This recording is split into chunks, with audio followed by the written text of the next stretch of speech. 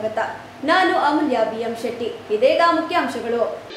ಜನಸ್ಪಂದನ ಕಾರ್ಯಕ್ರಮದಲ್ಲಿ ಸಮಸ್ಯೆಗಳ ಸುರಿಮಳೆ. ಜಿಲ್ಲಾಧಿಕಾರಿ ವಿರುದ್ಧ ಜೆಡಿಎಸ್ ನಗರಸಭೆ ಸದಸ್ಯರ ಆಕ್ರೋಶ. ಬೇಲೂರು ಬಸ್ ನಿಲ್ದಾಣವನ್ನು ಬೇರೆಡೆಗೆ ಸ್ಥಳಾಂತರಿಸದೇ ಇರುವ ಸ್ಥಳದಲ್ಲಿ ಅಭಿವೃದ್ಧಿಪಡಿಸುವಂತೆ ಪ್ರಗತಿಪರ ಸಂಘಟನೆಯ ಒಕ್ಕೂಟದಿಂದ ಪ್ರತಿಭಟನೆ. ಮತ್ತು ಕೊಡನೂರು ಮತ್ತು ಕೆರೆಕೋಡಿ ದೊಡ್ಡ ಕೆರೆಗೆ ಶಾಶ್ವತ ಪರಿಹಾರ ಒದಗಿಸುವ ನಿಟ್ಟಿನಲ್ಲಿ ಸೂಕ್ತ ಕಾಮಗಾರಿ ನಡೆಸಿ ಮಾಜಿ ಸಚಿವ ಎ ಮಂಜು ಅಧಿಕಾರಿಗಳಿಗೆ ಸೂಚನೆ. ವಾರ್ತೆಗಳ ವಿವರ. ನಗರದ ಸಮಸ್ಯೆಗಳ ಬಗ್ಗೆ ಅನೇಕ ಬಾರಿ ಮನವಿ ಕೊಟ್ಟರೂ ಯಾವ ಪ್ರಯೋಜನವಾಗಿರುವುದಿಲ್ಲ ಎಂದು ಜಿಲ್ಲಾಧಿಕಾರಿ ವಿರುದ್ಧ ಜೆಡಿಎಸ್ ನಗರಸಭೆ ಸದಸ್ಯರು ಆಕ್ರೋಶ ವ್ಯಕ್ತಪಡಿಸಿದರು. ಜನಸ್ಪಂದನ ಸಭೆಯಲ್ಲಿ ಕ್ಷೇತ್ರದ ಶಾಸಕ ಎಚ್.ಪಿ. ಸ್ವರೂಪ್ ಇಂಜಿನಿಯರ್ ಆನಂದ್ ಕರೆದು ಯುಜಿಡಿ ಮೇಂಟೆನೆನ್ಸ್ ಸಭೆ ಕರೆದಿದ್ದೀರಾ? ಯುಜಿಡಿ ಟೆಂಡರ್ ಕರೆದು ಎಷ್ಟು ದಿನವಾಗಿದೆ? ವರ್ಕ್ ಆರ್ಡರ್ ಕೊಟ್ಟಿದ್ದೀರಾ ಎಂದಾಗ ಇಂಜಿನಿಯರ್ ಡಿಸಿ ಬಳಿ ಕಿವಿ ಹತ್ತಿರ ಹೇಳಲು ಹೋದಾಗ ಶಾಸಕರು ಗರಂ ಆಗಿ ಎಲ್ಲರಿಗೂ ಕೇಳಿಸುವಾಗೆ ಹೇಳಿ ಎಂದಾಗ ಡಿಸಿಯವರು ಮಧ್ಯ ಪ್ರವೇಶ ಮಾಡಿ ಇದು ಸಾರ್ವಜನಿಕರ ಕುಂದುಕೊರತೆ ಸಭೆ, ತಾವೆಲ್ಲ ನನ್ನ ಮೇಲೆ ಮುಗಿಬಿದ್ದರೆ ಪ್ರಯೋಜನವಿಲ್ಲ, ನಾನು ಎಲ್ಲಿಯೂ ಒಂದು ತಪ್ಪು ಮಾಡಿಲ್ಲ ಎಂದು ಶಾಸಕರು ಮತ್ತು ಡಿಸಿ ನಡುವೆ ವಾಕ್ಸಮರ ನಡೆಯಿತು. ಈ ಸಂದರ್ಭದಲ್ಲಿ ಜಿಲ್ಲಾಧಿಕಾರಿ ಸಿ ಸತ್ಯಭಾಮ ವಿರುದ್ಧ ನಗರಸಭೆ ಸದಸ್ಯರು ಆಕ್ರೋಶ ವ್ಯಕ್ತಪಡಿಸಿದರು. ಇವರ ಮಾತಿಗೆ ಕೆರಳಿದ ಜಿಲ್ಲಾಧಿಕಾರಿ ಸಿ ಸತ್ಯಭಾಮ ಅವರು, ನಾನು ಈ ಬ್ಲ್ಯಾಕ್ ಮೇಲ್ಗೆಲ್ಲ ಹೆದರುವುದಿಲ್ಲ ಎಂದು ಹೇಳಿಕೆ ನೀಡಿದಾಗ, ನಾವು ಯಾರು ಬ್ಲ್ಯಾಕ್ ಮೇಲ್ ಮಾಡೋಕೆ ಬಂದಿಲ್ಲ, ನಗರದ ಕೆಲಸ ಆಗುತ್ತಿಲ್ಲ, ರಸ್ತೆಗಳು ಹಾಳಾಗಿದೆ, ನಾವೇನು ಪ್ರಾಣಿಗಳ, ನಾವು ಸಾರ್ವಜನಿಕರು, ಸಮಸ್ಯೆ ಹೇಳುತ್ತಿದ್ದೇವೆ ಎಂದು ಆಕ್ರೋಶ ವ್ಯಕ್ತಪಡಿಸುತ್ತಾ ಸುಮ್ಮನಾಗದ ನಗರಸಭೆ ಜೆಡಿಎಸ್ ಸದಸ್ಯರ ಜೊತೆ ಸಾರ್ವಜನಿಕರು ಕೆಲ ಸಮಯ ಧರಣಿ ಕುಳಿತಾಗ ಶಾಸಕ ಎಚ್.ಪಿ. ಸ್ವರೂಪ್ ಸಮಾಧಾನ ಪಡಿಸಿದರು.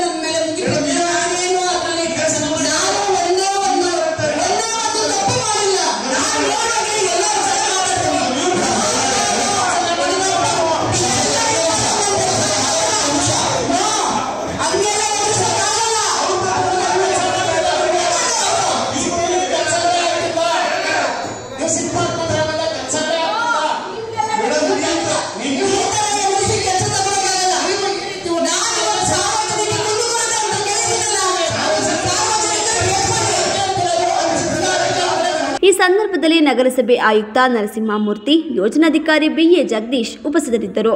ಬಸ್ ನಿಲ್ದಾಣವನ್ನು ಬೇರೆಡೆಗೆ ಸ್ಥಳಾಂತರಿಸದೇ ಇರುವಂತಹ ಸ್ಥಳದಲ್ಲಿ ಅಭಿವೃದ್ಧಿಪಡಿಸುವಂತೆ ಪ್ರಗತಿಪರ ಸಂಘಟನೆಯ ಒಕ್ಕೂಟದಿಂದ ತಾಲೂಕು ಕಚೇರಿ ಮುಂಭಾಗದಲ್ಲಿ ಪ್ರತಿಭಟನೆ ನಡೆಸಿ ತಹಸೀಲ್ದಾರ್ ಎಂ ಮಮತಾ ಅವರಿಗೆ ಮನವಿ ಪತ್ರ ಸಲ್ಲಿಸಿದರು. ಈ ವೇಳೆ ಮಾತನಾಡಿದ ಸಂಘಟನೆಯ ಪ್ರಮುಖರು, ಬೇಲೂರು ತಾಲೂಕನ್ನು ಅಭಿವೃದ್ಧಿಪಡಿಸುತ್ತೇನೆಂದು ಶಾಸಕರು ಸಭೆ ಸಮಾರಂಭಗಳಲ್ಲಿ ಹೇಳುತ್ತಾರೆ. ಆದರೆ ಬಸ್ ನಿಲ್ದಾಣವನ್ನು ನಗರದ ಹೊರಭಾಗದಲ್ಲಿ ನಿರ್ಮಾಣ ಮಾಡಿದರೆ ಅಭಿವೃದ್ಧಿ ಆಗುವುದಾದರೂ ಹೇಗೆ? ನಿಮಗೆ ತಾಲೂಕಿನ ಸಮಗ್ರ ಅಭಿವೃದ್ಧಿ ಮಾಡಬೇಕೆಂದು ಮನಸ್ಸಿದ್ದರೆ ನಿಮ್ಮ ಹಿಂಬಾಲಕರಿಂದ ಜೈಕಾರ ಹಾಕಿಸುವುದನ್ನು ಬಿಟ್ಟು ಅಭಿವೃದ್ಧಿ ಕಡೆ ಮುಖ ಮಾಡಿ. ತಾಲೂಕಿನ ಸಮಗ್ರ ಅಭಿವೃದ್ಧಿಗೆ ಪಕ್ಷ ಭೇದ ಮರೆತು ಪ್ರಗತಿಪರ ಸಂಘಟನೆಗಳನ್ನು ಜೊತೆಯಲ್ಲಿಟ್ಟುಕೊಂಡು ಕೆಲಸ ಮಾಡಿ. ನಾವು ಸಂಪೂರ್ಣ ನಿಮಗೆ ಸಹಕಾರ ನೀಡುತ್ತೇವೆ ಎಂದು ಹೇಳಿದರು. ಹಳೆ ಬಸ್ ಸ್ಟ್ಯಾಂಡ್ ಅನ್ನ ಏನು ಬೇರೆ ಕಡೆ ವರ್ಗಾವಣೆ ಮಾಡಬೇಕು, ಏನು ರಾಯಪುರದಲ್ಲಿ ನಾಮದಲ್ಲಿ ಮಾಡಬೇಕಂತ ಒಂದು ಉನ್ನಾರ ಹೊರಟಿದೆ. ಇದು ಬೇಲೂರು ತಾಲೂಕಿನ ಹೃದಯ ಭಾಗದಲ್ಲಿರ್ತಕ್ಕಂಥ ಒಂದು ಬಸ್ ಸ್ಟ್ಯಾಂಡು. ನಮ್ಮ ತಾತ ಮುತ್ತಾತರ ಕಾಲದಾಗಿದ್ದ ಒಂದು ಬಸ್ ಸ್ಟ್ಯಾಂಡ್ ಅನ್ನ ಅಲ್ಲಿಗೆ ವರ್ಗಾವಣೆ ಮಾಡಕ್ ಹೊರಟಿದ್ದಾರೆ. ಇದು ಖಂಡನೀಯ. ನಾವು ಇದು ಏನು ಲಕ್ಷಾಂತರ ಜನ ಏನು ಆ ಬಸ್ ಸ್ಟ್ಯಾಂಡಿಗೆ ಬಂದು ಹೋಗುವಂತ ಒಂದು ಸಂಪರ್ಕ ಇದೆ. ಅದ್ರ ಜೊತೆಗೆ ಏನು ಪ್ರವಾಸಿಗರಿಗೆ ದೇವಸ್ಥಾನ ಹತ್ರ ಇದೆ, ಆಸ್ಪತ್ರೆ, ಕಾಲೇಜುಗಳಿಗೆ, ಮಕ್ಕಳಿಗೆ ಎಲ್ಲರಿಗೂ ಅನುಕೂಲ ಆಗುವಂತ ಒಂದು ಬಸ್ ಸ್ಟ್ಯಾಂಡ್ ಅದು. ದಯಮಾಡಿ ನಾವು ಕೇಳ್ಕೊಳ್ಳೋದಿಷ್ಟೇ, ಎಲ್ಲ ಪ್ರಗತಿಪರ ಸಂಘಟನೆಗಳ ಒಕ್ಕೂಟದಿಂದ ಆ ಬಸ್ ಸ್ಟ್ಯಾಂಡ್ ಅನ್ನ ಯಾವುದೇ ಕಾರಣಕ್ಕೂ ಅಲ್ಲಿಂದ ಚೇಂಜ್ ಮಾಡಬಾರ್ದು. ಅದು ಪಕ್ಕದಲ್ಲಿರ್ತಕ್ಕಂಥ ಜಾಗನ ಏನು ಐಬಿ ಜಾಗ ಇದೆ, PWD ಜಾಗ ಇದೆ, ಅದು 2 ಎಕರೆ ಜಾಗ ಬರುತ್ತೆ ನಮಗೆ ಗೊತ್ತಿರಂಗೆ. ಆ ಜಾಗನ ತಗೊಂಡು ಅಲ್ಲೇ ಏನು ಒಂದು ಉನ್ನತವಾದಂತ ಒಂದು ಬಸ್ ಸ್ಟ್ಯಾಂಡ್ ನಿರ್ಮಾಣ ಮಾಡಬೇಕು. ಎಲ್ಲ ನಮ್ಮ ಒಕ್ಕೂಟನ ಒಂದು ಕೂಗೋದು ಅಲ್ಲೇ ಬಸ್ ಸ್ಟ್ಯಾಂಡ್ ನಿರ್ಮಾಣ ಆಗಬೇಕು ಅಂತ ಹೇಳಿ ನಿರ್ಮಾಣ ಮಾಡ್ತೀವಿ ಅಂತೇಳಿ ಕಳೆದ ವಿಧಾನಸಭೆ ಅಧಿವೇಶನದಲ್ಲಿ ಏನೊಂದು ಚರ್ಚೆ ಆಗಿತ್ತು. ಆ ಚರ್ಚೆ ನಂತರದಲ್ಲಿ ಅಭಿಪ್ರಾಯ ಸಂಗ್ರಹಣಾ ಸಭೆಯನ್ನ ಶಾಸಕರು ಕರೆದು ರಾಯಪುರದ ಬಳಿ ಬಸ್ ಸ್ಟ್ಯಾಂಡ್ ಅನ್ನ ಹೊಸ ಬಸ್ ನಿಲ್ದಾಣನ ಹೈಟೆಕ್ ಆಗಿ ಮಾಡ್ತೀವಿ ಅಂತೇಳಿ ಇದು ಒಂದು ಪಿತೂರಿ ಅಂತಾನೆ ಹೇಳ್ಬೋದು. ಅದೇನು ನಡೀತಾ ಇತ್ತು ಅದ್ರ ವಿರುದ್ಧ ನಾವುಗಳೆಲ್ಲರೂ ಇವತ್ತು ಪ್ರಗತಿಪರ ಸಂಘಟನೆಗಳು ಹೋರಾಟ ಮಾಡಿದ ಮೇಲೆ ಲೋಕೋಪಯೋಗಿ ಮಂತ್ರಿಗಳನ್ನ ಭೇಟಿ ಮಾಡಿ ಪತ್ರ ಕೊಡುವಂತ ಕೆಲಸನ ಮಾಡಿದರೆ ಇದು ಸ್ವಾಮಿ ಇದು ಕಳೆದ 16 ವರ್ಷದ ಹಿಂದೆ ಇದೇ ಪ್ರಗತಿಪರ ಸಂಘಟನೆಗಳ ಒಕ್ಕೂಟದಿಂದ ನಾವು ಕೊಟ್ಟಿದ್ದೀವಿ. CM ಉದಾಸಿ ದಿವಂಗತರಾಗಿದ್ದಾರೆ, ಅವ್ರು ಇವತ್ತು ಅವರು ಲೋಕೋಪಯೋಗಿ ಮಂತ್ರಿ ಆಗಿದ್ದವರು, ಅವ್ರಿಗೆ ಅವತ್ತಿಂದಲೂ ಕೊಡ್ತಾ ಇದ್ದೀವಿ. ಯಾವ ಸರ್ಕಾರಗಳು ಅದನ್ನು ಕೊಟ್ಟಿಲ್ಲ. ಪ್ರಪೋಸಲ್ ಇವಾಗಿಂದಲ್ಲ, ಆ ಕಾಲದಲ್ಲೇ ಕೊಟ್ಟಿದ್ದೀವಿ. ಅದನ್ನ ಕಾರ್ಯಗತಕ್ಕೆ ತರೋಂಥದ್ದನ್ನು ಮಾಡ್ಬೇಕು ವಿನಃ ನೀವಲ್ಲ ಅಭಿಪ್ರಾಯ ಸಂಗ್ರಹದ ಹೆಸರಲ್ಲಿ ನಿಮ್ಮ ಪರವಾಗಿ ಹೇಳ್ದವರಿಗೆ ಇವರು ನಿಮಗೆ ಚಪ್ಪಾಳೆ ಹೊಡೆದವರಿಗೆ ಒಂದು, ನಿಮ್ಮ ವಿರುದ್ಧವಾಗಿ ಮಾತಾಡಿದವ್ರನ್ನ ಕುತ್ಕೊಳ್ಳಿ ಅಂತಕ್ಕಂಥದ್ದು, ಅಲ್ಲೊಬ್ಳು ಹೆಣ್ಮಗಳಿಗೆ ಅವಮಾನ ಮಾಡಿ ಕಳಿಸಿರ್ತಕ್ಕಂಥದ್ದು ಬಹಳ ಖಂಡನೀಯವಾದದ್ದು. ಸದ್ಯದರಲ್ಲಿ ನೀವು ತಮ್ಮ ನಡವಳಿಕೆಯನ್ನು ಬದಲಾವಣೆ ಮಾಡ್ಕೋಬೇಕಾಗುತ್ತೆ ಶಾಸಕರು. ಈ ತರದ ನಡವಳಿಕೆಗಳು ಬೇಲೂರಿನ ಜನ ಎಂದೂ ಕೂಡ RTC ಬಸ್ ನಿಲ್ದಾಣ ನಿಜವಾಗ್ಲೂ ಬೇರೆ ಕಡೆ ಸ್ಥಳಾಂತರ ಮಾಡಲು ಕೆಲವೊಂದು ಪತ್ರಿಕಾ ಹೇಳಿಕೆ ಶಾಸಕರು ನೀಡಿರ್ತಾರೆ. ದಯಮಾಡಿ ನಾವು ಮಾನ್ಯ ಶಾಸಕರಿಗೆ ಹೇಳೋದಿಷ್ಟೇನೆ, ಏನು ಬೇಲೂರು ನಗರದ ಹೃದಯ ಭಾಗದಲ್ಲಿರ್ತಕ್ಕಂಥ ಬಸ್ ನಿಲ್ದಾಣವನ್ನ, ಹೆಚ್ಚುವರಿ ಇರ್ತಕ್ಕಂಥ PWD ಜಾಗವನ್ನ ತಮ್ಮ ಮಾನ್ಯ ಲೋಕೋಪಯೋಗಿ ಸಚಿವರಿಂದ ಆ ಜಾಗವನ್ನು ಬಿಡಿಸಿಕೊಂಡು ಬೇಲೂರಿನ ಸುಸಜ್ಜಿತವಾದ ಹೈಟೆಕ್ ಬಸ್ ನಿಲ್ದಾಣ ಮಾಡಬೇಕು. ಯಾವುದೇ ಕಾರಣಕ್ಕೂ ಬಸ್ ನಿಲ್ದಾಣನ ತೆರವುಗೊಳಿಸದಂತೆ, ಬೇರೆಡೆ ಸ್ಥಳಾಂತರ ಮಾಡದಂತೆ ತಾವು ಜಾಗೃತಿ ವಹಿಸಬೇಕು. ಆ ಉದ್ದೇಶ ಸಾರ್ವಜನಿಕ ಹಿತದೃಷ್ಟಿಯಿಂದ, ಮಕ್ಕಳಿರ್ಬೋದು, ವಿದ್ಯಾರ್ಥಿಗಳಿರ್ಬೋದು, ವೃದ್ಧರಿರ್ಬೋದು, ಎಲ್ಲರ ಹಿತದೃಷ್ಟಿಯಿಂದ ಅದನ್ನ ಮನಗೊಂಡು ಈ ಒಬ್ಬರು ಅಧಿಕಾರಿ ಫೋನ್ ಮಾಡಿ ಜೀಪಲ್ಲಿ ಬಂದು ಅಳತೆ ಮಾಡಿ ಫೋನ್ ಮಾಡಿಕೊಂಡು ಫೋಟೋ ತಕ್ಕೊಂಡು ತಕ್ಷಣ 7 ಗಂಟೆಗೆ ನಮ್ಮ ಮಂತ್ರಿಗಳಾದಂಥ ಸತೀಶ್ ಜಾರಕಿಹೊಳಿ PWD ಮಿನಿಸ್ಟರ್ ಅವ್ರ ಹತ್ರಕ್ಕೆ ಹೋಗಿ ಅವರೇ ಫೋಟೋ ತೆಗೆಸ್ಕೊಂಡು ಅವರೇನೇ ಒಂದು ವಾಟ್ಸಪ್ಪಲ್ಲಿ ಹೇಳಿಕೆನ ಬಿಡ್ತಾರೆ. ಬೇಲೂರಲ್ಲಿ ಹಂಗಾದ್ರೆ ನಾವು ಯಾರೂ ಇಲ್ವಾ? ನಮ್ಮದೇ ಪಕ್ಷದ ನಾಯಕರಾದಂಥ ಶಿವರಾಮಣ್ಣವ್ರು ಇಲ್ವಾ? ಶಿವರಾಮಣ್ಣವ್ರನ್ನ ಸಲಹೆ ತಗೊಂಡು ಶಿವರಾಮಣ್ಣವ್ರನ್ನ ಜೊತೆಗೆ ಇಟ್ಕೊಂಡು ಕೆಲಸ ಮಾಡಿದರೆ ಇವರು ಕೆಲಸ ಪಾಸಾಗಲ್ವಾ? ಇವರೇ ಮಾಡಬೇಕು, ಇವ್ರದೇ ಹೆಸರು ಬರಬೇಕು. ಒನ್ ಮ್ಯಾನ್ ಶೋ ಆಡಳಿತ ಇವ್ರದ್ದು, ಹಿಟ್ಲರ್ ಆಡಳಿತ ಮಾಡಕ್ಕೆ ಹೊರಟಿದ್ದಾರೆ ಬೇಲೂರಲ್ಲಿ. ಇದೆಲ್ಲ ನಡೆಯಲ್ಲ. ತಾವು ದಯಮಾಡಿ ಹೇಳ್ತಾ ಇದ್ದೀವಿ ಕೇಳಿ, ನೀವು ಎಲ್ಲರನ್ನೂ ಸೇರಿಸ್ಕೊಂಡು ಒಂದು ಒಳ್ಳೆ ಕೆಲಸ ಮಾಡಿ. ಒಬ್ಬರೇ ಮಾಡಕ್ಕೆ ಹೋದರೆ ಖಂಡಿತ ಆಗಲ್ಲ. ಸರ್ಕಾರ ಕಾಂಗ್ರೆಸ್ ಪಕ್ಷದಿರೋದು, ಹಾಗಾಗಿ ನೀವು ನಿಮ್ಮದೇ ಪಕ್ಷ ಅಂತ ತಿಳ್ಕೊಂಡು ಏನೋ ಮಾಡ್ತಿದ್ರೆ ಅದು ಖಂಡಿತ ನಡೆಯಲ್ಲ. ಎಲ್ಲರನ್ನೂ ಜೊತೆಗೆ ಹಾಕ್ಕೊಂಡು ತಾವು ಕೆಲಸ ಮಾಡಿ, ನಾವೆಲ್ಲರೂ ಸೇರಿ ನಿಮ್ಮ ಜೊತೆ ಇದ್ದು ನಾವು ಕೆಲಸಕ್ಕೆ ನಾವು ಪ್ರೋತ್ಸಾಹ ಕೊಡ್ತೀವಿ. ನೀವು ಚುನಾಯಿತ ಪ್ರತಿನಿಧಿಗಳಾದ 23 ಜನ ಕೌನ್ಸಿಲರು ಬೇಲೂರಿಲಿದ್ದೀವಿ. ನಿಮ್ಮ ಒಂದು ಸೌಜನ್ಯಕ್ಕಾದ್ರೂ ಒಂದು ಲೆಟರ್ ಹಾಕೋದಾಗ್ಲಿ, ಒಂದು ಫೋನ್ ಮಾಡಿ ಹೇಳೋದಾಗ್ಲಿ, ಇಲ್ಲ ನಮ್ಮ ಚೀಫ್ ಆಫೀಸರ್ಗೆ ಹೇಳ್ಬಿಟ್ಟು ಚುನಾಯಿತ ಪ್ರತಿನಿಧಿಗಳನ್ನ ಇಂಥ ಒಂದು ಕಾರ್ಯಕ್ರಮಕ್ಕೆ ಕರೀರಿ ಅಂತ ನೀವು ಯಾಕೆ ಹೇಳ್ತಿಲ್ಲ? ನೀವು ಒಬ್ಬರೇನ ಹಂಗಾರೆ ಬೇಲೂರಲ್ಲಿ ಚುನಾಯಿತ ಪ್ರತಿನಿಧಿಗಳು? ನಾವು 500,000 ಹೋಟೆಲ್ ಗೆದ್ದಿದ್ದೀವಿ, ನೀವು 2 ಲಕ್ಷದಲ್ಲಿ ಗೆದ್ದಿದ್ದೀರಾ. ಆದರೆ ನಾವು ಜನಪ್ರತಿನಿಧಿಗಳು 5 ವರ್ಷ ಏನಿರ್ತೀವಿ, ನಮ್ಮ ಕೈಲಾಗಿದ್ದು 500 ಜನಕ್ಕೆ ಏನು ಹೆಲ್ಪ್ ಮಾಡಬೇಕು ಅದನ್ನು ಮಾಡ್ತೀವಿ. ನೀವು 2 ಲಕ್ಷ ಜನಕ್ಕೆ ಏನು ಮಾಡಬೇಕು ಅದನ್ನು ಮಾಡ್ತೀರಾ? ನಮ್ಮನ್ನು ಕರೀರಿ. ಪ್ರತಿಭಟನೆಯಲ್ಲಿ ಪ್ರಗತಿಪರ ಸಂಘಟನೆಯ ಮುಖಂಡರಾದ ಚಂದ್ರು, ಬೋಜಿಗೌಡ, ಬೋಗ ಮಲ್ಲೇಶ್, ಸ್ವಾಮಿಗೌಡ, ತೀರ್ಥಂಕರ್, ಗಿರಿಯಪ್ಪ ಶೆಟ್ಟಿ, ಪುರಸಭೆ ಸದಸ್ಯರಾದ ಅಶೋಕ್ ಜಮಾಲ್, ಕರವೇ ಖಾದರ್, ಜಯಪ್ರಕಾಶ್, ಪ್ರಸನ್ನ, ತಾರಾನಾಥ್, ಅರುಣ್, ಸೌಭಾಗ್ಯ, ಆಂತೋಣಿ, ಸತ್ಯನಾರಾಯಣ್, ಗಿರೀಶ್, ಸುಬ್ರಹ್ಮಣ್ಯ ಹಾಜರಿದ್ದರು. ಕೊಣನೂರು ಮತ್ತು ಕೆರೆಕೋಡಿ ದೊಡ್ಡ ಕೆರೆಗೆ ಶಾಶ್ವತ ಪರಿಹಾರ ಒದಗಿಸುವ ನಿಟ್ಟಿನಲ್ಲಿ ಶೀಘ್ರವಾಗಿ ಗುಣಮಟ್ಟದ ಕಾಮಗಾರಿ ನಡೆಸಿ ರಸ್ತೆ ಸಂಚಾರಕ್ಕೆ ಅನುವು ಮಾಡಿಕೊಡಬೇಕು ಎಂದು ಶಾಸಕ ಎ ಮಂಜು ಸೂಚನೆ ನೀಡಿದರು. ಅರಕಲಗೂಡು ತಾಲೂಕಿನ ಕೊಣನೂರು ಮತ್ತು ಕೆರೆಕೋಡಿ ಹೊಂದಿಕೊಂಡಂತೆ ಇರುವ ದೊಡ್ಡ ಕೆರೆ ಏರಿ ಕುಸಿದಿರುವ ಸ್ಥಳಕ್ಕೆ ಶಾಸಕ ಎ ಮಂಜು ಹಾಗೂ PW ಇಂಜಿನಿಯರ್, ನೀರಾವರಿ ಇಲಾಖೆ ಇಂಜಿನಿಯರ್ ಸೇರಿದಂತೆ ತಾಲೂಕು ಆಡಳಿತದೊಂದಿಗೆ ಸ್ಥಳ ಪರಿಶೀಲನೆ ನಡೆಸಿ ನಂತರ ಮಾತನಾಡಿದ ಶಾಸಕರು, ದೊಡ್ಡ ಕೆರೆ ಸುಮಾರು 300 ಎಕರೆ ವಿಸ್ತೀರ್ಣ ಹೊಂದಿರುವ ಕೆರೆಯಾಗಿದೆ. ಈ ಹಿಂದೆ ಕೆರೆ ಏರಿ ಕಾಮಗಾರಿಯಲ್ಲಿ ಕಳಪೆಯಿಂದ ಕೂಡಿರುವ ಹಿನ್ನೆಲೆಯಲ್ಲಿ ಕೆರೆ ಏರಿ ಕುಸಿದಿದೆ. ಇದು ಮತ್ತೆ ಮರುಕಳಿಸದೆ ತಕ್ಷಣವೇ ಶಾಶ್ವತವಾದ ಗುಣಮಟ್ಟದ ಕಾಮಗಾರಿ ನಡೆಸಿ ರಸ್ತೆ ಸಂಚಾರಕ್ಕೆ ಅನುವು ಮಾಡಿಕೊಡಬೇಕು ಹಾಗೂ ಕೆಲವು ಜಲ್ಲಿ ಕ್ರಷರ್ ವಾಹನಗಳು ಕೆರೆ ಮೇಲೆ ಸಂಚಾರ ಮಾಡಿರುವ ಪರಿಣಾಮ ಏರಿ ಕುಸಿದಿದೆ. ಕ್ರಷರ್ ಲಾರಿಗಳಿಗೆ ಬದಲಿ ರಸ್ತೆಯಲ್ಲಿ ಸಂಚರಿಸುವಂತೆ ಸೂಕ್ತ ನಿರ್ದೇಶನ ನೀಡಬೇಕು ಎಂದು ತಿಳಿಸಿದರು. 300 ಎಕರೆ ಹೊಂದಿರತಕ್ಕಂಥ ಒಂದು ಕೆರೆ ಇದು ಯಾವಾಗಲೂ ಕೂಡ ನೀರಿರ್ತಕ್ಕಂಥ ಬರೀ 360 ದಿವಸ ನೀರಿರ್ತಕ್ಕಂಥ ಕೆರೆ. ಇದು 2 ವರ್ಷದಿಂದನೂ ಕೂಡ ಇದು ಈ ಭಾಗದಲ್ಲಿ ಸಿಂಕ್ ಆಗಿ ತಾತ್ಕಾಲಿಕವಾಗಿ ಅವಾಗ PWD ಅವರು ರಸ್ತೆಯನ್ನು ಮಾಡಿದರು. ಗುಣಮಟ್ಟವಾದಂಥ ಕೆಲಸ ಆಗಿಲ್ಲ ಅಂತ ಹೇಳಿ ಇದು ಮತ್ತೆ ಸಿಂಕ್ ಆಗಿದೆ. ಈಗ ನಾವೆಲ್ಲ ಅಧಿಕಾರಿಗಳು, ತಹಸೀಲ್ದಾರರು, ಸೂಪರಿಂಟೆಂಡೆಂಟ್ ಇಂಜಿನಿಯರು, ಇರಿಗೇಷನ್ನು, PWD ಎಲ್ಲರೂ ಬಂದು ಈ ಸ್ಥಳ ಪರಿಶೀಲನೆ ಮಾಡಿ ಶಾಶ್ವತವಾದಂಥ ಪರಿಹಾರ ಮಾಡಬೇಕು ಅಂತೇಳಿ ಈಗಾಗಲೇ ಸೂಚನೆಯನ್ನು ಕೊಟ್ಟಿದ್ದೀವಿ. ಅವ್ರಿಗೂ ಅರ್ಥ ಆಗಿದೆ ಅಂತ ಅನ್ನಿಸ್ತದೆ. ಬಹುಶಃ ಇವತ್ತಿಂದನೇ ಕಾರ್ಯೋನ್ಮುಖರಾಗಿ ಕೆಲಸ ಮಾಡ್ತಕ್ಕಂಥದ್ದು ಆಗ್ತದೆ. ಬಹುಶಃ ಅಲ್ಲಿವರೆಗೆ ಸಾರ್ವಜನಿಕರು ಸಹಕರಿಸಬೇಕು, ಇಲ್ಲಿ ಓಡಾಡಬಾರ್ದು.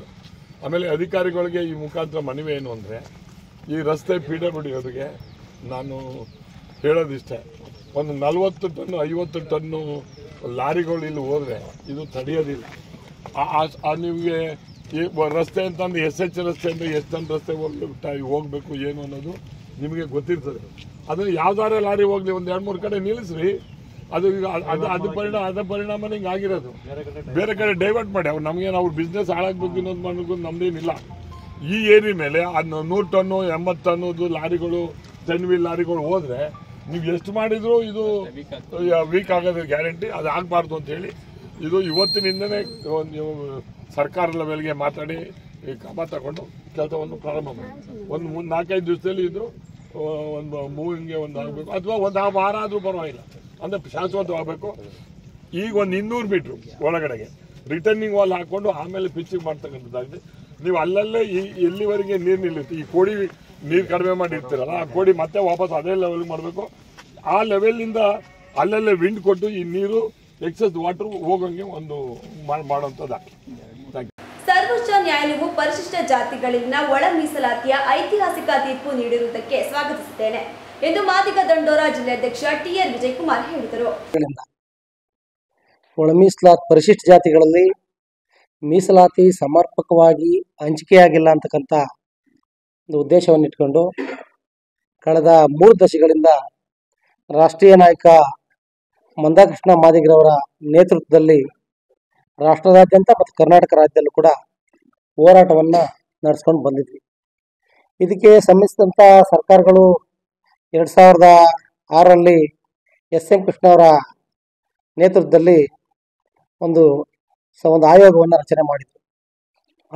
ರಚನೆ ಮಾಡಿ ತದನಂತರ 4-5 ಆಯೋಗಗಳು ರಚನೆ ಆದವು. ಅಂತಿಮವಾಗಿ AJ ಸದಾಶಿವ ಅವರು ತನ್ನ ಆಯೋಗದ ವರದಿಯನ್ನು ಸರ್ಕಾರಕ್ಕೆ ಸಲ್ಲಿಕೆ ಮಾಡಿದರು. ಈ ನಿಟ್ಟಿನಲ್ಲಿ ಸಲ್ಲಿಕೆ ಮಾಡಿದಂಥ ಸಂದರ್ಭದಲ್ಲಿ ಸರ್ಕಾರಕ್ಕೆ ವರದಿಗಳು ಮಂಡನೆ ಆಗಲೇ ಇಲ್ಲ. ಸರ್ಕಾರಕ್ಕೆ ಅವರು ವರದಿನ ಕೊಟ್ಟರು, ಸರ್ಕಾರ ಅಧಿವೇಶನದಲ್ಲಿ ಮಂಡನೆ ಮಾಡಲಿಲ್ಲ. ಆದರೂ ಕೂಡ ಕಳೆದ ಬೊಮ್ಮಾಯಿಯವರ ನೇತೃತ್ವದ ಸರ್ಕಾರ ಒಳ ಮೀಸಲಾತಿ ವರ್ಗೀಕರಣ ಆಗಬೇಕು ಪರಿಶಿಷ್ಟ ಜಾತಿನಲ್ಲಿ ಅಂತಕ್ಕಂಥ ನಿಟ್ಟಲ್ಲಿ ಏನು ಕೇಂದ್ರ ಸರ್ಕಾರಕ್ಕೆ ಶಿಫಾರಸನ್ನು ಮಾಡಿತ್ತು. ತದನಂತರ ಕಾಂಗ್ರೆಸ್ ನೇತೃತ್ವದ ಸಿದ್ದರಾಮಯ್ಯನವರ ಸರ್ಕಾರ ಕೂಡ ಒಳ ಮೀಸಲಾತಿ ಹಂಚಿಕೆ ಆಗಬೇಕು ಅಂತಕ್ಕಂಥ ನಿಟ್ಟಿನಲ್ಲಿ ಅದು ಕೂಡ ತನ್ನ ವರದಿಯನ್ನು ಕೇಂದ್ರ ಸರ್ಕಾರಕ್ಕೆ ಶಿಫಾರಸು ಮಾಡಿತ್ತು.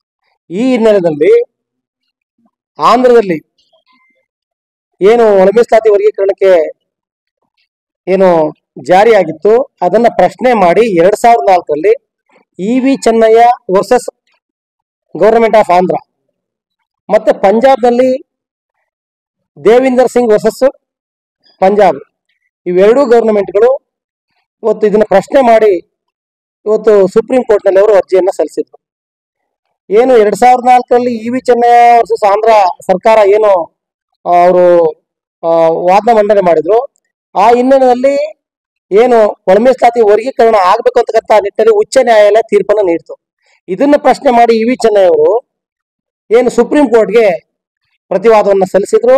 ಈ ನಿಟ್ಟಿನಲ್ಲಿ ಮಾನ್ಯ ಸರ್ವೋಚ್ಚ ನ್ಯಾಯಾಲಯ ಏನು 7 ಸದಸ್ಯರ ಪೀಠ, ಅದರ ಮುಖ್ಯಸ್ಥರು ಸಂವಿಧಾನ ಪೀಠ ಚಂದ್ರಚೂಡ್ ಮುಖ್ಯ ನ್ಯಾಯಮೂರ್ತಿ, ಗೌರವಾನ್ವಿತ ಮುಖ್ಯ ನ್ಯಾಯಮೂರ್ತಿಗಳು ಇವತ್ತು ಒಳ ಮೀಸಲಾತಿ ವರ್ಗೀಕರಣವನ್ನ ಮಾಡ್ತಕ್ಕಂಥ ಅಧಿಕಾರವನ್ನ ರಾಜ್ಯ ಸರ್ಕಾರಗಳಿಗೆ ಇದೆ ಅಂತಕ್ಕಂಥ ನಿಟ್ಟಿನಲ್ಲಿ ನಿನ್ನೆ ಒಂದು ಏನು ಆದೇಶವನ್ನು ಹೊರಡಿಸಿದ್ದಾರೆ. ಈ ಆದೇಶವನ್ನ ನಾವು ಸ್ವಾಗತ ಮಾಡ್ತೀವಿ.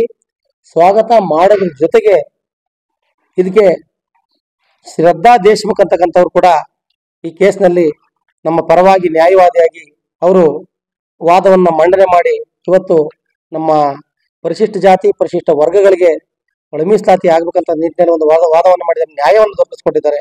ಅವರಿಗೆ ನಮ್ಮ ಎಲ್ಲರ ಪರವಾಗಿ ನಾನು ಅಭಿನಂದನೆಯನ್ನು ಸಲ್ಲಿಸ್ತೇನೆ.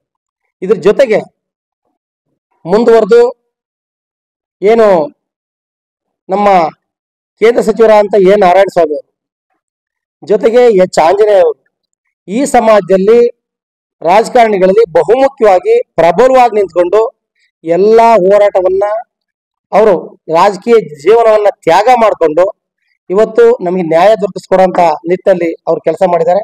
ಅವರು ಕೂಡ ಪತ್ರಿಕಾಗೋಷ್ಠಿಯಲ್ಲಿ ಮಾದಿಗ ದಂಡೋರ ಮುಖಂಡ ಬೈರೇಶ್ ಹಳೆಬೀಡು, ಸತೀಶ್ ಕಸವಿನ ಹೊಸಳ್ಳಿ ಚಿಕ್ಕಯ್ಯ ಉಪಸ್ಥಿತರಿದ್ದರು. ಇದೀಗ ಜಾಹೀರಾತು.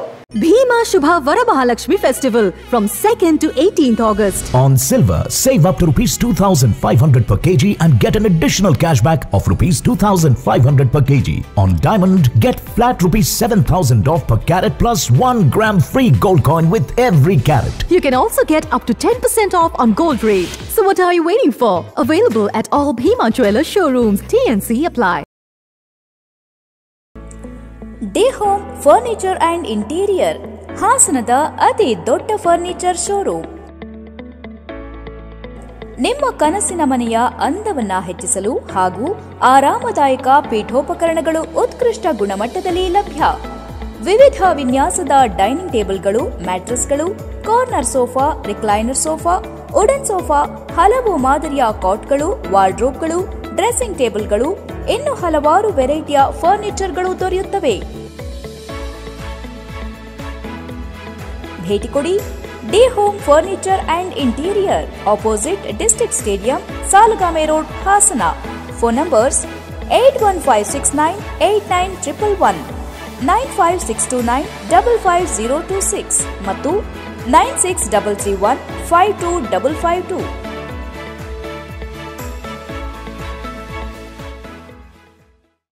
ಪೂರ್ವಿಕಾದಲ್ಲಿ ಆಕರ್ಷಕ ಸೇಲ್ ಬಂದಾಯಿತು. ನಿಮಗೆ ಇಷ್ಟ ಇರೋ ಮೊಬೈಲ್ ಖರೀದಿಸಿ ಹಾಗೂ ಕಾಂಟೆಸ್ಟ್ ನಲ್ಲಿ ಭಾಗವಹಿಸಿ.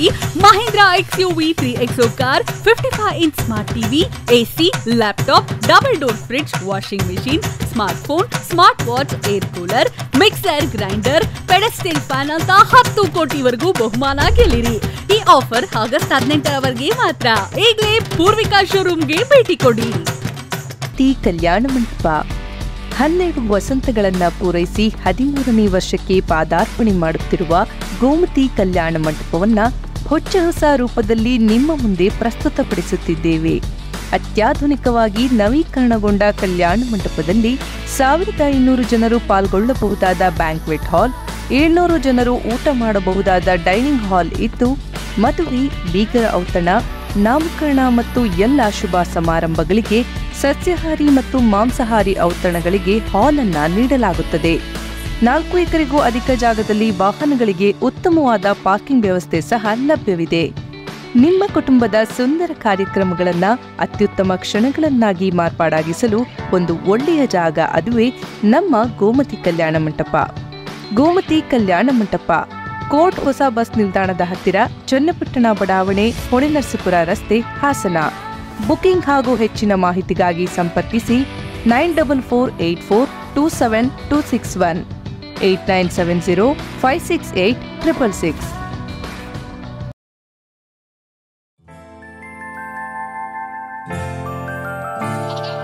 ನಗುವಿರಲಿ ಮನೆಯಲ್ಲಿ, ಮಗುವಿರಲಿ ಮಡಿಲಲ್ಲಿ, ತುಂಬಿರಲಿ ಸಂತಸ ಎಲ್ಲೆಲ್ಲೂ, ಹರಡುತ್ತಿರಿ ಸಂತಸ ಮನ ಮನೆಯಲ್ಲಿ ಸಂತಸ. ನಗುವಿರಲಿ ಮನೆಯಲ್ಲಿ, ಮಗುವಿರಲಿ ಮಡಿಲಲ್ಲಿ, ತುಂಬಿರಲಿ ಸಂತಸ ಎಲ್ಲೆಲ್ಲೂ ಸಂತಸ.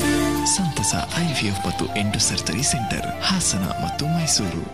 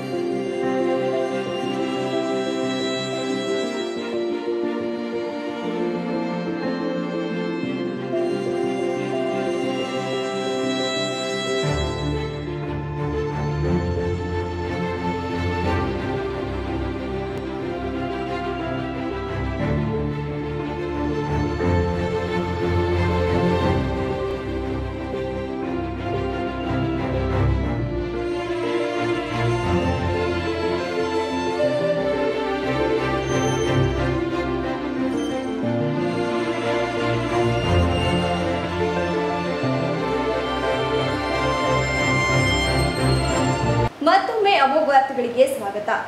ಡೆಂಗ್ಯೂ ರೋಗವು ಹೆಚ್ಚಾಗಿ ಹರಡುವ ಸಾಧ್ಯತೆ ಇದ್ದು ಪರಿಸರವನ್ನು ಸ್ವಚ್ಛವಾಗಿಟ್ಟುಕೊಳ್ಳುವ ಮೂಲಕ ಸುತ್ತಮುತ್ತ ಸೊಳ್ಳೆಗಳ ಉತ್ಪತ್ತಿ ಆಗದಂತೆ ತಡೆಯಲು ಪ್ರತಿಯೊಬ್ಬರು ಕೈಜೋಡಿಸಬೇಕು ಎಂದು ಜಿಲ್ಲಾ ಆರ್ಸಿಎಚ್ ಅಧಿಕಾರಿ ಡಾಕ್ಟರ್ ಚೇತನ್ ಹೆಚ್ಸಿ ಹೇಳಿದರು. ಸೊಳ್ಳೆ ಲಾರ್ವಾ ನಾಶ ದಿನ ಅಂಗವಾಗಿ ಬೇಲೂರು ರೋಟರಿ ಕ್ಲಬ್ ಹಾಗೂ ಆರೋಗ್ಯ ಮತ್ತು ಕುಟುಂಬ ಕಲ್ಯಾಣ ಇಲಾಖೆ ವತಿಯಿಂದ ಹಮ್ಮಿಕೊಂಡಿದ್ದ ಡೆಂಗ್ಯೂ ಮಾಹಿತಿ ಕರಪತ್ರ ವಿತರಣೆ ಮತ್ತು ಜಾಗೃತಿ ಕಾರ್ಯಕ್ರಮದಲ್ಲಿ ಮಾತನಾಡಿದ ಅವರು, ಡೆಂಗ್ಯೂ ಜ್ವರ ಸೊಳ್ಳೆಗಳ ಮೂಲಕ ಒಬ್ಬರಿಂದ ಇನ್ನೊಬ್ಬರಿಗೆ ಹರಡುತ್ತದೆ. ಈಗಾಗಲೇ ಮಳೆ ಪ್ರಾರಂಭವಾಗಿದ್ದು ಹಳ್ಳ ಕೊಳ್ಳಗಳಲ್ಲಿ ನೀರು ನಿಲ್ಲುತ್ತದೆ. ಹೆಚ್ಚಾಗಿ ಸೊಳ್ಳೆಗಳು ನಿಂತ ನೀರಿನಲ್ಲಿ ಉತ್ಪತ್ತಿಯಾಗುತ್ತವೆ. ಹೀಗಾಗಿ ಪ್ರತಿಯೊಬ್ಬರು ತಮ್ಮ ಮನೆಯ ಸುತ್ತಮುತ್ತಲಿನ ಪರಿಸರವನ್ನು ಸ್ವಚ್ಛವಾಗಿಟ್ಟುಕೊಳ್ಳಬೇಕು ಎಂದು ಹೇಳಿದರು. ಈಗ ಡ್ರೈ ಡೇ ಅಂತ ನಾವು ಸರ್ಕಾರದಿಂದ ಆದೇಶ ಮಾಡಿದ್ದಾರೆ. ವಾರಕ್ಕೆ ಒಂದು ದಿವಸ ಎಲ್ಲ ಡ್ರೈ ಡೇ ಅಂದರೆ ಎಲ್ಲ ಪಾತ್ರೆಗಳಿರೋ ನೀರು, ಟಬ್ಬಲ್ಲಿರೋ ನೀರು ಎಲ್ಲ ತೆಗೆದು ಲಾರ್ವಾ ಬರದಂಗೆ ನೋಡ್ಕೋಬೇಕು, ತಡೆಗಟ್ಟಬೇಕು ಅಂತ. ಈಗ ಮಳೆ ನಿಂತಿರುವ ಕಾರಣ ಈಗ ಸ್ವಲ್ಪ ಬಿಸಿಲಾದರೆ ಇನ್ನೂ ಸಿಟಿ ಸೈಡಲ್ಲಿ ಲಾರ್ವಾ ಜಾಸ್ತಿ ಆಗುತ್ತೆ. ಅದನ್ನು ತಡೆಗಟ್ಟಲಿಕ್ಕೋಸ್ಕರ ಇದನ್ನು ಮಾಡ್ತಾ ಇದ್ದಾರೆ. ಸೊ ರೋಟರಿ ಅವರು ನಮಗೆ ಕೈ ಜೋಡಿಸಿದ್ದಾರೆ. ತುಂಬ ಧನ್ಯವಾದಗಳು ರೋಟರಿ ಅವರಿಗೆ. ಹಂಗೆ ಎಲ್ಲ ಸಾರ್ವಜನಿಕರು ನಮ್ಮ ಜೊತೆ ಕೈ ಜೋಡಿಸಿದ್ರೆ ಇನ್ನು ನಾವು ಡೆಂಗ್ಯೂ ಮುಕ್ತ ಮಾಡಬಹುದು. ನಮ್ಮ ತಾಲೂಕು ಆರೋಗ್ಯಾಧಿಕಾರಿ ಡಾಕ್ಟರ್ ವಿಜಯ್ ಮಾತನಾಡಿ, ಸಾರ್ವಜನಿಕರು ಡೆಂಗ್ಯೂ ಜ್ವರದ ಲಕ್ಷಣಗಳು ಕಂಡುಬಂದರೆ ತಕ್ಷಣ ಹತ್ತಿರದ ವೈದ್ಯರನ್ನು ಸಂಪರ್ಕಿಸಿ ಚಿಕಿತ್ಸೆ ಪಡೆದುಕೊಳ್ಳಬೇಕು. ಮುನ್ನೆಚ್ಚರಿಕಾ ಕ್ರಮಗಳನ್ನು ಅನುಸರಿಸಿ ರೋಗ ಹರಡದಂತೆ ನೋಡಿಕೊಳ್ಳಬೇಕು. ರೋಗ ಬರುವುದಕ್ಕೂ ಮುಂಚಿತವಾಗಿ ನಾವುಗಳು ನಮ್ಮ ಸುತ್ತಮುತ್ತಲಿನ ಪ್ರದೇಶವನ್ನು ಸ್ವಚ್ಛವಾಗಿಟ್ಟುಕೊಂಡರೆ ರೋಗ ಹರಡುವುದಿಲ್ಲ. ಹೀಗಾಗಿ ತಮ್ಮ ಸುತ್ತಮುತ್ತಲಿನ ಪ್ರದೇಶವನ್ನು ಸ್ವಚ್ಛವಾಗಿಟ್ಟುಕೊಳ್ಳಿ ಎಂದು ಹೇಳಿದರು. ಮಾಡ್ತಿದ್ದೀವಿ ಏನಂದ್ರೆ ಇದಕ್ಕೆ ಬೇರೆ ಚಿಕಿತ್ಸೆ, ನಿರ್ದಿಷ್ಟವಾದ ಚಿಕಿತ್ಸೆ ಇಲ್ಲ. ಯಾಕಂದ್ರೆ ಇದು ವೈರಸ್ ಇಂದ ಬರೋ ಕಾಯಿಲೆ, ಆದರೆ ಸೊಳ್ಳೆಯಿಂದ ಹರಡುತ್ತೆ. ಹಾಗಾಗಿಬಿಟ್ಟು ಈ ಕಾಯಿಲೆಗೆ ನಿರ್ದಿಷ್ಟವಾದ ಚಿಕಿತ್ಸೆ ಇರೋದ್ರಿಂದ ಇದನ್ನ ನಾವು ಕಡಿಮೆ ಮಾಡ್ಕೋಬೇಕು ಅಂತಂದ್ರೆ ನಮ್ಮ ಮನೆ ಸುತ್ತಮುತ್ತ ಇರುವ ಪರಿಸರ ಅಂದ್ರೆ ನೀರು ನಿಂತಂಗೆ ಚಿಕ್ಕ ಚಿಕ್ಕ ಕಂಟೈನರ್ ಅಂದ್ರೆ ಮನೆ ಹತ್ರ ಚಿಪ್ಪು, ತೆಂಗಿನ ಚಿಪ್ ಆಗಲಿ, ಟೈರು, ಟ್ಯೂಬು ಅಥವಾ ಹಳೆ ಸಾಮಾನುಗಳಲ್ಲಿ ನೀರು ತುಂಬಿರೋದು ಆ ಥರದ್ದೆಲ್ಲ ಮಾಡೋದ್ರಿಂದ, ಅಥವಾ ನೀರು ಹಿಡಿದು ತುಂಬಾ ದಿನ ಬಳಸದೇ ಇದ್ರೂ ಅದು ಕ್ಲೀನ್ ಆಗಿರೋ ನೀರಲ್ಲಿ ಕೂರುತ್ತೆ ಸೊಳ್ಳೆ. ಹಾಗಾಗ್ಬಿಟ್ಟು ಮೊಟ್ಟೆ ಇಟ್ಟು ಮರಿ ಮಾಡುತ್ತೆ. ಹಾಗಾಗ್ಬಿಟ್ಟು ವಾರಕ್ಕೊಮ್ಮೆ ಯಾವುದೇ ನೀರೇನು ತುಂಬಿರ್ತೀರ ಅಂತವನ್ನ ಚೆಲ್ಬಿಟ್ಟು ಅಥವಾ ಬಳಸ್ಬಿಟ್ಟು ಅದನ್ನು ಉಜ್ಜಿ ತೊಳೆದು ಒಂದಿನ ಒಣಗಿಸಿ ಮತ್ತೆ ಮಾರನೇ ದಿನ ನೀರು ತುಂಬಿಕೊಂಡು ಆ ಸೊಳ್ಳೆ ಮರಿ ವಾರದಲ್ಲೇ ಮರಿ ಸೊಳ್ಳೆ ಆಗುತ್ತೆ. ಹಾಗಾಗಿ ಮೊಟ್ಟೆ ಹೊಡೆದು ಮರಿ ಸೊಳ್ಳೆ ಆಗುತ್ತೆ. ಹಾಗಾಗ್ಬಿಟ್ಟು ಆ ಮೊಟ್ಟೆ ಇರೋ ಒಂದು ನೀರಿನ ಅಂಶನ ಇಲ್ದಂಗೆ ಮಾಡಿದ್ರೆ ಆ ಮೊಟ್ಟೆ ಬೆಳೆಯಲ್ಲ, ಮರಿ ಆಗಲ್ಲ. ಹಾಗಾಗ್ಬಿಟ್ಟು ಮತ್ತೆ ಸೊಳ್ಳೆಗಳ ಸಂತತಿ ಜಾಸ್ತಿ ಆಗಲ್ಲ. ಅದೊಂದೇ ಮಾರ್ಗ ಇರೋದ್ರಿಂದ ನಾವು ಪ್ರತಿ ಶುಕ್ರವಾರ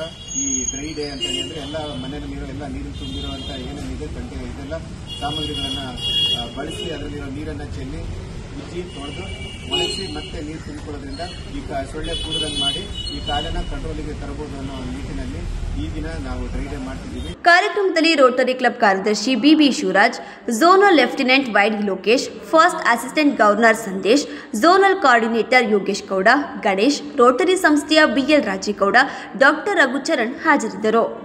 ನಿರಂತರವಾಗಿ ಸುರಿಯುತ್ತಿರುವ ಮಳೆಗೆ ಹಾಸನ ನಗರದ ಬೇಲೂರು ರಸ್ತೆಯಲ್ಲಿರುವ ಗುಡ್ಡನಹಳ್ಳಿ ಸರ್ಕಾರಿ ಪ್ರಾಥಮಿಕ ಶಾಲೆ ಗೋಡೆ ಕುಸಿದಿತ್ತು. ಈ ವೇಳೆ ಯಾವುದೇ ಪ್ರಾಣಾಪಾಯ ಸಂಭವಿಸುತ್ತಿಲ್ಲ ಎಂದು ತಿಳಿದು ಬಂದಿದೆ.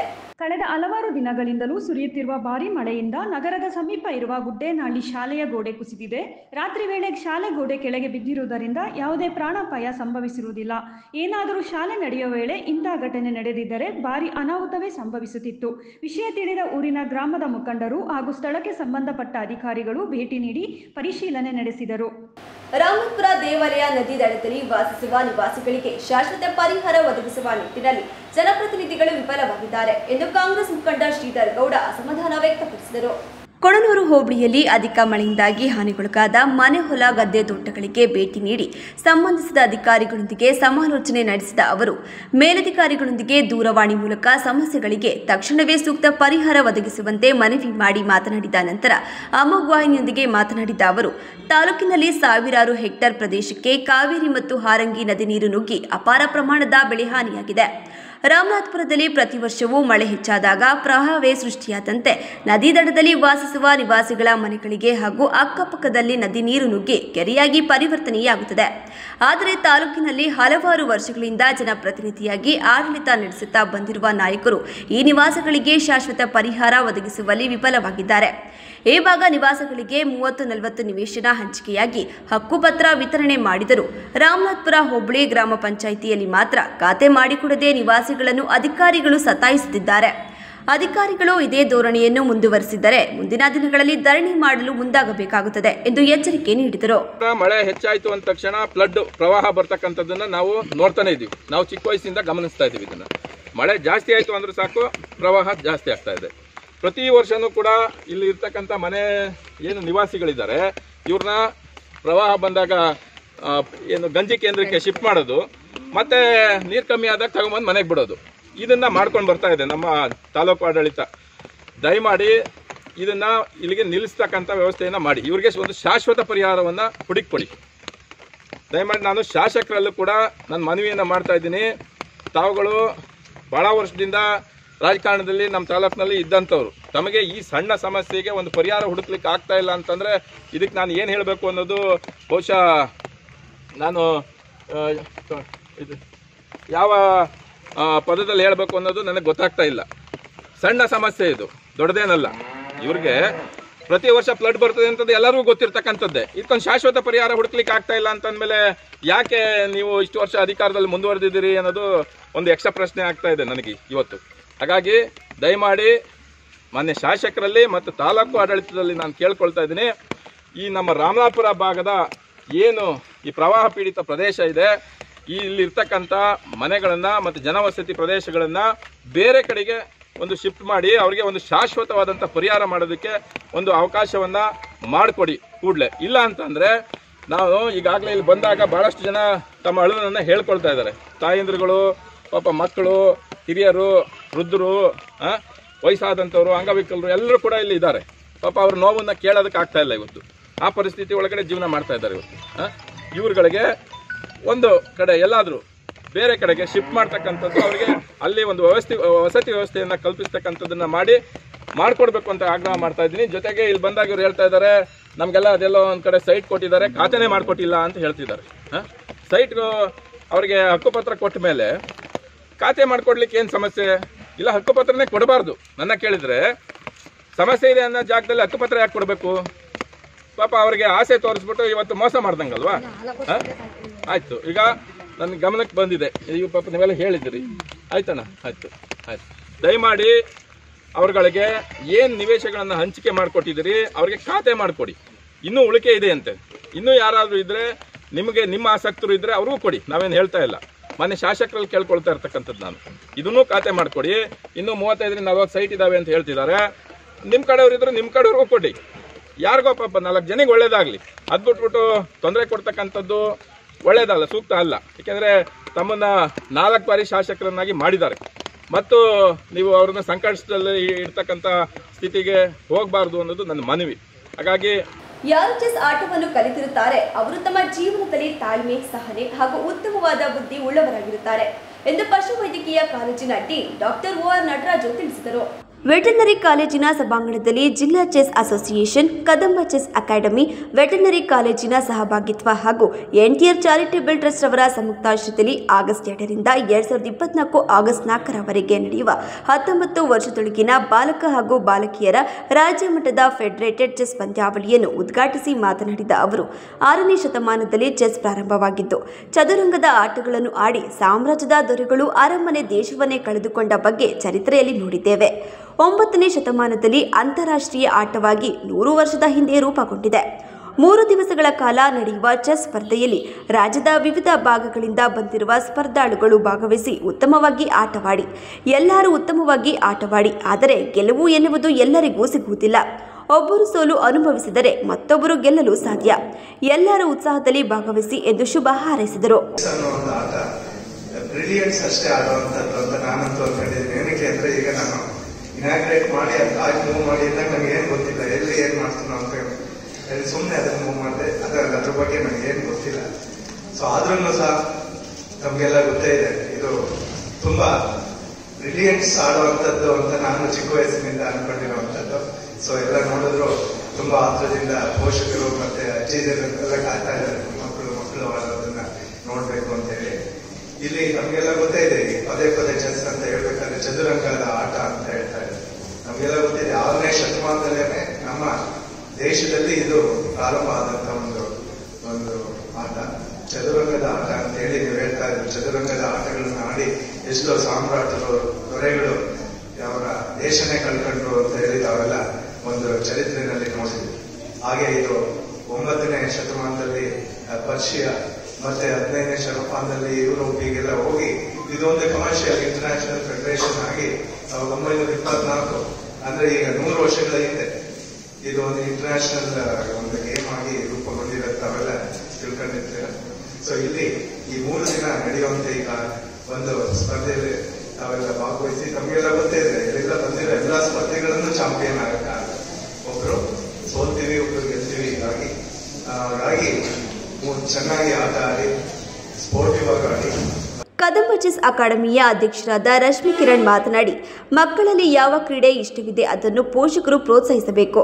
ಈ ನಿಟ್ಟಿನಲ್ಲಿ ಪೋಷಕರು ಮಳೆ ಇದ್ದರೂ ಲೆಕ್ಕಿಸದೆ ಚೆಸ್ ಆಟೋಟಕ್ಕೆ ತಮ್ಮ ಮಕ್ಕಳನ್ನು ಕರೆತಂದಿರುವುದು ಸಂತೋಷವಾಗಿದೆ. 200 ಜನ ಮಕ್ಕಳು ಈ ಚೆಸ್ ಪಂದ್ಯಾವಳಿಯಲ್ಲಿ ವಿವಿಧ ಭಾಗಗಳಿಂದ ಆಗಮಿಸಿದ್ದಾರೆ.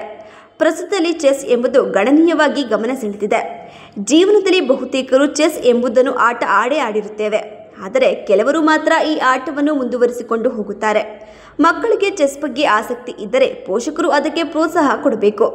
ಚೆಸ್ ಕಲಿತವರಲ್ಲಿ ತಾಳ್ಮೆ, ಸಹನೆ ಹಾಗೂ ಉತ್ತಮ ಬುದ್ಧಿ ಲಭ್ಯವಾಗುತ್ತದೆ. ಯಾವುದೇ ಆಟವಾಗಿರಲಿ ಸೋಲು ಗೆಲುವು ಬಂದಾಗ ಸಮಾನವಾಗಿ ಸ್ವೀಕರಿಸಿ ಹೆಚ್ಚಿನ ತರಬೇತಿ ಪಡೆದು ನಿಮ್ಮ ಆಟವನ್ನು ಮುಂದುವರಿಸಿದರೆ ಮುಂದೆ ಜಯ ನಿಮ್ಮದಾಗುತ್ತದೆ ಎಂದು ಸಲಹೆ ನೀಡಿದರು.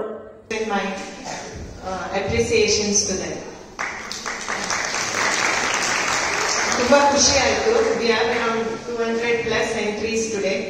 ಈ ಮಳೆನಲ್ಲೂ ನಿಮ್ಮ ಮಕ್ಕಳನ್ನೆಲ್ಲ ಇಲ್ಲಿ ಕರ್ಕೊಂಡು ಬಂದಿದ್ದೀರಾ, ಎನ್ಕರೇಜ್ ಮಾಡ್ತಿದ್ದೀರಾ. Sir was saying it is with the parents. It's the parents who have to encourage. ಪೋಷಕರು ತಮ್ಮ ಮಕ್ಕಳನ್ನ ಎನ್ಕರೇಜ್ ಮಾಡಿ ಈ ಆಟಕ್ಕೆ ಪ್ರೋತ್ಸಾಹ ಕೊಡ್ಬೇಕು.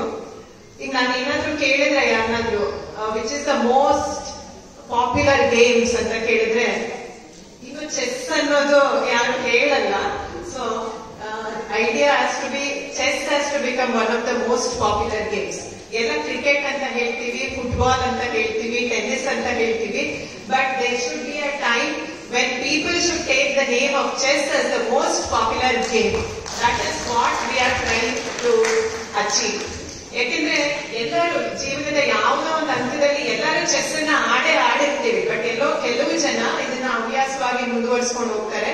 ನಿಮ್ ಮಕ್ಕಳಲ್ಲಿ ಅದಕ್ಕೆ ಇಂಟ್ರೆಸ್ಟ್ ಇದ್ರೆ ಪ್ಲೀಸ್ ಎನ್ಕರೇಜ್ ದೆಮ್. ಬಿಕಾಸ್ ನಿಮಗೆಲ್ಲ ಗೊತ್ತೇ ಇದೆ, ನಾನೇನು ಚೆಸ್ ಆಟದಿಂದ ಏನ್ ಪ್ರಯೋಜನ ಆಗತ್ತೆ ಅನ್ನೋದನ್ನ ಹೇಳೋದ್ ಬೇಕು. I don't think it is needed. Because ನಿಮ್ಗೆಲ್ಲ ಚೆಸ್ ಇಂದ ಏನ್ ಬರುತ್ತೆ, ತಾಳ್ಮೆ ಅನ್ನೋದು ಬರುತ್ತೆ. ಇವತ್ತಿನ ಕಾಲಕ್ಕೆ ಅದು ತುಂಬಾ ಎವಿಡೆಂಟ್. ತಾಳ್ಮೆ, patience, that is what is needed I think. And ಒಂದು ಡಿಸಿಷನ್ ಮಾಡುವಂತ ಒಂದು ಶಕ್ತಿ. ಬಿಕಾಸ್ ಇಷ್ಟು ಫಾಸ್ಟ್ ಪೇಸ್ಡ್ ಆಗಿರುವಂತ ನಮ್ಮ ಲೈಫ್ ನಲ್ಲಿ ಇವತ್ತೇನು, ನಾಳೆ ಏನು, ನಾಡಿದ್ದೇನು ಅನ್ನೋದನ್ನ ನಾವು ಡಿಸೈಡ್ ಮಾಡಬೇಕಾಗತ್ತೆ. ಸೊ ಅದೆಲ್ಲ ಈ ಚೆಸ್ ಆಟದಿಂದ. ಕಾರ್ಯಕ್ರಮದಲ್ಲಿ ಕರ್ನಾಟಕ ರಾಜ್ಯ ಚೆಸ್ ಅಸೋಸಿಯೇಷನ್ ಕಾರ್ಯದರ್ಶಿ ಅರವಿಂದ ಶಾಸ್ತ್ರಿ, ಜಿಲ್ಲಾ ಚೆಸ್ ಅಸೋಸಿಯೇಷನ್ ಉಪಾಧ್ಯಕ್ಷರಾದ ಮಂಜುನಾಥ್ ಪ್ರಸಾದ್, ಎಂಟಿ ತ್ಯಾಗರಾಜ್, ರಾಧಾ ಜಗದೀಶ್, ಎಂ ಗಿರೀಶ್, ಕಾವ್ಯ ಚಂದನ್ ಉಪಸ್ಥಿತರಿದ್ದರು. ಕೊನೆಯಲ್ಲಿ ಮತ್ತೊಮ್ಮೆ ಮುಖ್ಯಾಂಶಗಳು. ಜನಸ್ಪಂದನ ಕಾರ್ಯಕ್ರಮದಲ್ಲಿ ಸಮಸ್ಯೆಗಳ ಸುರಿಮಳೆ, ಜಿಲ್ಲಾಧಿಕಾರಿ ವಿರುದ್ಧ ಜೆಡಿಎಸ್ ನಗರಸಭೆ ಸದಸ್ಯರ ಆಕ್ರೋಶ. ಬೇಲೂರು ಬಸ್ ನಿಲ್ದಾಣವನ್ನು ಬೇರೆಡೆಗೆ ಸ್ಥಳಾಂತರಿಸದೇ ಇರುವ ಸ್ಥಳದಲ್ಲಿ ಅಭಿವೃದ್ಧಿಪಡಿಸುವಂತೆ ಪ್ರಗತಿಪರ ಸಂಘಟನೆಯ ಒಕ್ಕೂಟದಿಂದ ಪ್ರತಿಭಟನೆ. ಮತ್ತು ಕೊಣನೂರು ಮತ್ತು ಕೆರೆಕೋಡಿ ದೊಡ್ಡ ಕೆರೆಗೆ ಶಾಶ್ವತ ಪರಿಹಾರ ಒದಗಿಸುವ ನಿಟ್ಟಿನಲ್ಲಿ ಸೂಕ್ತ ಕಾಮಗಾರಿ ನಡೆಸಿ ಮಾಜಿ ಸಚಿವ ಎ ಮಂಜು ಅಧಿಕಾರಿಗಳಿಗೆ ಸೂಚನೆ. ಮುಂದಿನ ವಾರ್ತಾ ಸಂಚಿಕೆಯೊಂದಿಗೆ ಮತ್ತೆ ಭೇಟಿಯಾಗೋಣ. ವಂದನೆಗಳು.